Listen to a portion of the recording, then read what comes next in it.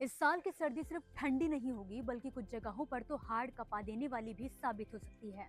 जी हाँ, मौसम वैज्ञानिकों ने चेतावनी दी है कि 2025 से 26 की ये सर्दियां सामान्य से कहीं ज्यादा लंबी और भयंकर होंगी और इसकी बड़ी वजह है लानिना इफेक्ट। लेकिन क्या है ये लानिना और कैसे ये हमारे मौसम को प्रभावित करती है, आज हम बात करेंगे इसी के बारे में। और इस बारे में हमें पूरी जानकारी देंगे देश के जाने माने मौसम एक्सपर्ट डॉक्टर SN पांडे, जो विस्तार से बताएंगे कि आखिर इस बार ठंड का लानिना से क्या लेना देना है। ये वीडियो किसान इंडिया चैनल के लिए मैं डॉक्टर SN सुनील पांडे, मौसम विशेषज्ञ कानपुर से।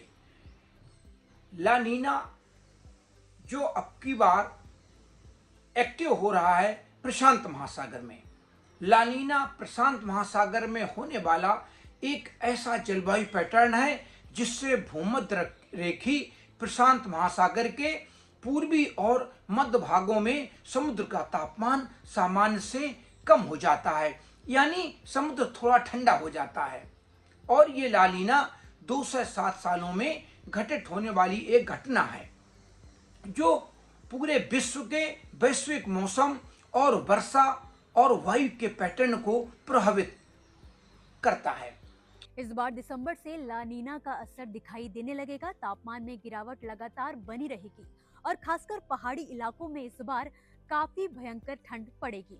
ये असर इतना गहरा हो सकता है कि वसंत का आगमन मार्च के बाद ही हो पाएगा।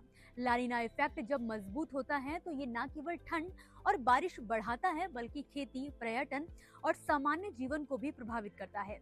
इस बार स्थिति कुछ ऐसी ही बन रही है। लानिना के प्रभाव को कैसे हम समझ सकते हैं? जब लानिना हमारा समुद्र थोड़ा ठंडा हो जाता है तो जो व्यापारिक हवाओं का मजबूत हो जाना होता है, जो भूमध्य रेखा के पास ट्रेड विंड तेज हो जाती हैं और जो गर्म पानी को प्रशांत महासागर की ओर धकेलने लगती हैं और ठंडा पानी ऊपर आ जाता है। पूर्वी प्रशांत महासागर में समुद्री सतह के नीचे का ठंडा पानी ऊपर उठकर गर्म पानी को विस्थापित कर देता है, जिससे वहां का तापमान गिर जाता है। इसका प्रभाव हमारे देश भारत पर भी पड़ता है। भारत में बारिश मानसून ज्यादा समय तक चलता है। मानसून थोड़ा अच्छा हो जाता है, बारिश ज्यादा होती है। भारत में बारिश लंबे समय तक चल जाती है और वैश्विक स्तर पर इस जलवायु तापमान को हवा के पैटर्न में ये पूरा बदलाव ला देता है और लानिना का असर पूरे वैश्विक रूप से भी होता है। लानिना और अल नीनो ये 2 होते हैं, दोनों का विपरीत असर होता है।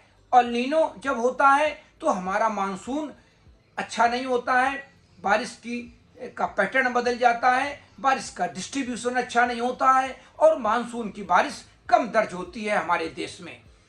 और लानिना भारतीय ग्रीष्मकालीन जो मानसून को मजबूत बनाता है, जिससे भारत में सामान्य से अधिक भूजल संरक्षण हो जाता है, जलाशय भर जाते हैं, हमारे नदियों में भी पानी हो जाता है और वर्षा भी अधिक होती है, जो कृषि के लिए बहुत उपयोगी साबित होती है। लेकिन इसका कुछ जो हमारे क्षेत्र हैं, जैसे पूर्वोत्तर भारत में सामान्य से कम वर्षा कभी कभी दर्ज होती है। तो साफ है कि सिर्फ पहाड़ ही नहीं बल्कि मैदानों में भी कोहरे और गलन का दौर इस बार लंबा